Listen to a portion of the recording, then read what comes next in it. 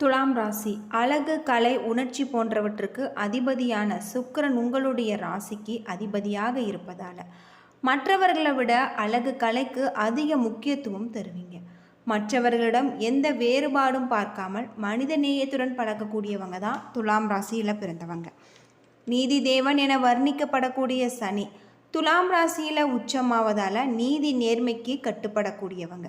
இந்த இடத்துல சூரியன் நீச்சம் அடைவதால் நாட்டு நிர்வாகத்தில் திறமை இருந்தாலுமே வீட்டு நிர்வாகத்தை பொறுத்தவரை நீங்கள் பூஜ்ஜியம். உங்களுடைய ராசியின் 2க்கும் 7க்கும் அதிபதியாக செவ்வாய் வருவதால் தோன்றுவதை பேசக்கூடியவங்க பொய் சொன்னாலும் பொருந்து சொல்ல தெரியாமல் விழிப்பீங்க. பொறுப்புகளை எப்பொழுதுமே வாழ்க்கை துணையிடத்தில் ஒப்படைத்து விடக்கூடியவங்க. உங்களுடைய ராசிக்கு அதிபதியாக சுக்கிரன் இருப்பதால் திருடனுக்குமே நீங்கள் அறிவுறக்கூடிய வகையில் தான் அமைஞ்சிருப்பீங்க. பொதுவாக துலாம் ராசியில் பிறந்தவங்களுக்கு முருகப்பெருமானின் அருளால் உங்களுடைய வாழ்க்கையில் கிடைக்கக்கூடிய சில நன்மைகளை பற்றி தெரிஞ்சுக்கலாம். துலாம் ராசியை பொறுத்தவரை உங்களுக்கு அதிபதியாக நல்ல ஒரு மாற்றத்தை தரக்கூடிய வகையில் புதிய முயற்சிகள் சாதகமாக முடியக்கூடியதாகும். தடைப்பட்ட சுப காரியங்கள் நல்லபடியாக முடியும்.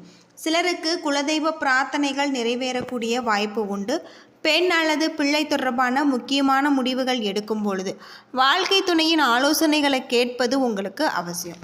சிலருக்கு புதிய ஆடை ஆபரணங்கள் சேர்க்கை வாய்ப்பு ஏற்படலாம். அரசாங்க காரியங்கள் உங்களுக்கு அனுகூலமாக நடக்கக்கூடிய வகையில் சொல்லப்பட்டிருக்கு. வேலைக்கு விண்ணப்பித்து இருந்தவர்கள் வேலை கிடைக்கக்கூடியதாகும். வேலையில் இருப்பவர்களுக்கு சலுகைகளுடன் நிர்வாகத்தினருடைய ஆதரவு கிடைக்கலாம்.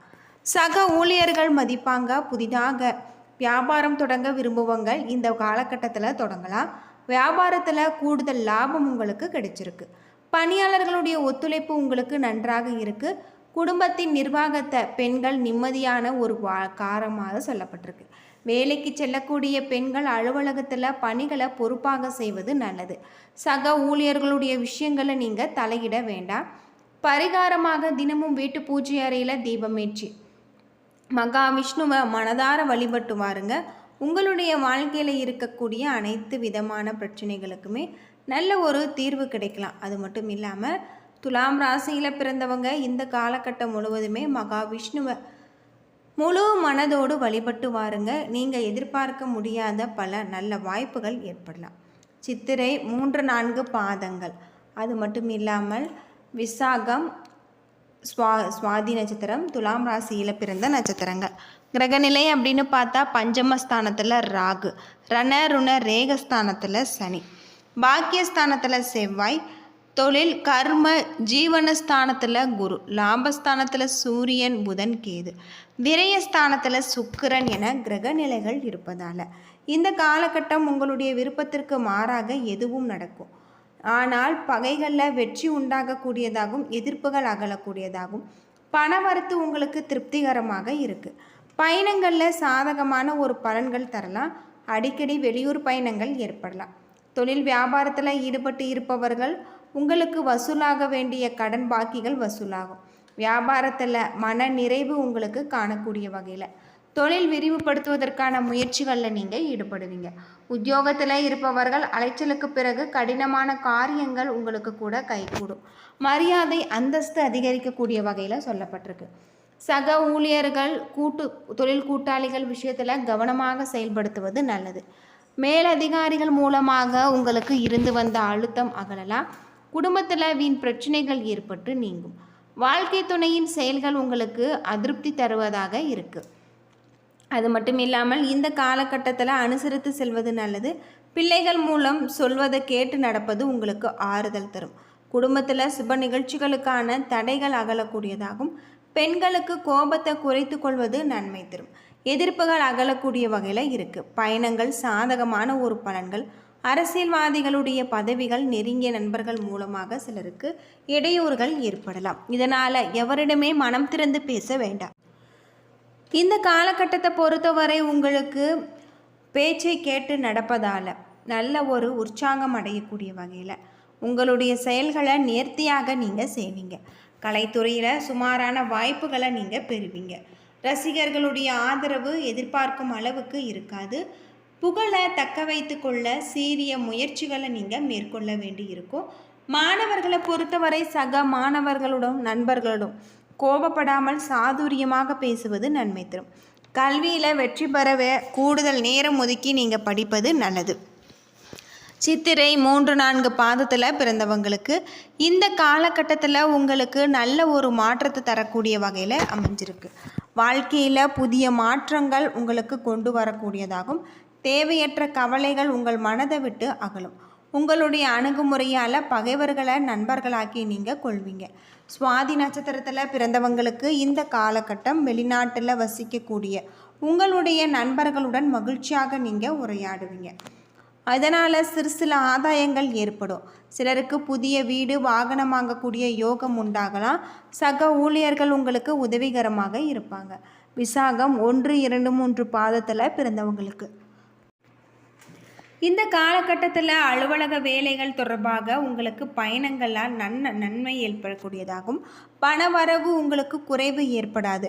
உங்களுடைய தன்னம்பிக்கை உயரக்கூடிய வகையில் இருக்குது. கொடுக்கல் வாங்கல் விஷயத்தில் சிரமங்கள் குறையலாம்.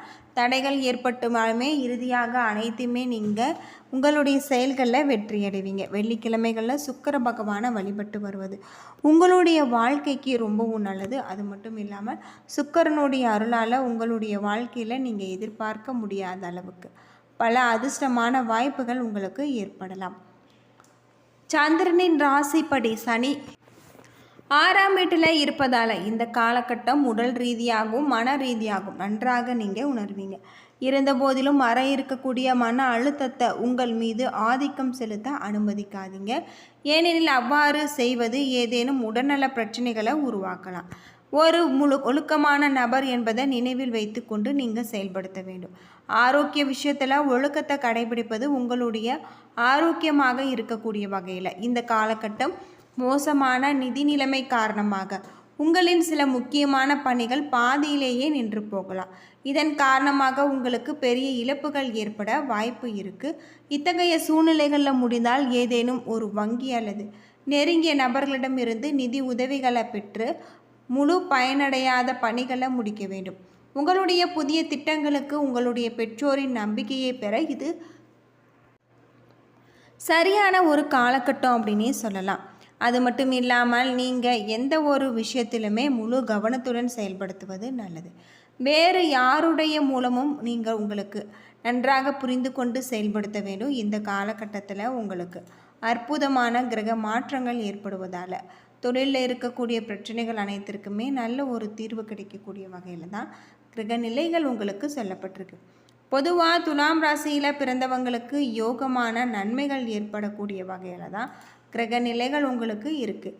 இந்த காலகட்டம் முழுவதுமே நீங்கள் வீட்டு பூஜை அறையில் தீபம் ஏற்றி முருகப்பெருமான மனதார வழிபட்டு வாருங்கள். அனைத்துமே உங்களுக்கு சிறப்பாக இருக்கும். அது மட்டும் இல்லாமல் உங்களுக்கு கிரக நிலைகளில் இருக்கக்கூடிய பிரச்சனைகள் அனைத்திற்குமே நல்ல ஒரு தீர்வு கிடைக்கக்கூடிய வகையில் உங்களுக்கு அமைஞ்சிருக்கு. முன்னேற்றகரமான பலன்கள் கிடைக்கலாம். சில இடங்களில் வேலையில் அழுத்தம் இருக்கும். சில இடங்களில் உழைப்பு கூடுதலாக இருக்கும். உத்தியோக ரீதியாக சம்பள உயர்வு வரலாம். ஆனால் எதிர்பார்த்த ஒரு காரியம் உங்களுக்கு சுலபமாக நடக்கும். வியாபாரத்தில் விற்பனையும் லாபம் அதிகரித்து உங்களுடைய மதிப்பு உயரலாம். புதிய முயற்சிகளில் தைரியமாக நீங்கள் ஈடுபடலாம். குடும்பத்தில் இருந்து வந்த பிரச்சனைகள் நீங்கி சந்தோஷம் அதிகரிக்கும். பிள்ளைகளால் பெருமையும் மகிழ்ச்சியும் உண்டாகலாம். அலுவலகத்தில் உங்களுடைய வேலைக்கு தகுந்த மரியாதை கிடைக்கலாம். பதவி உயர்வு ஊதிய உயர்வு கிடைக்க சிபாரசு செய்வீங்க. வியாபார விஷயத்தில் எதிர்பார்த்த உயர்வு உங்களுக்கு கிடைக்கலாம். உங்களுடைய தொழிலை விரிவுபடுத்துவதற்கு ஏற்றமான ஒரு நேரம். என்ன நண்பர்களே, இந்த வீடியோ உங்களுக்கு பயனுள்ள ஒரு தகவலை தந்திருக்கும்னு நினைக்கிறேன். வீடியோ பிடிச்சிருந்தால் லைக் பண்ணுங்கள், ஷேர் பண்ணுங்கள், கமெண்ட் பண்ணுங்கள். நன்றி நண்பர்களே.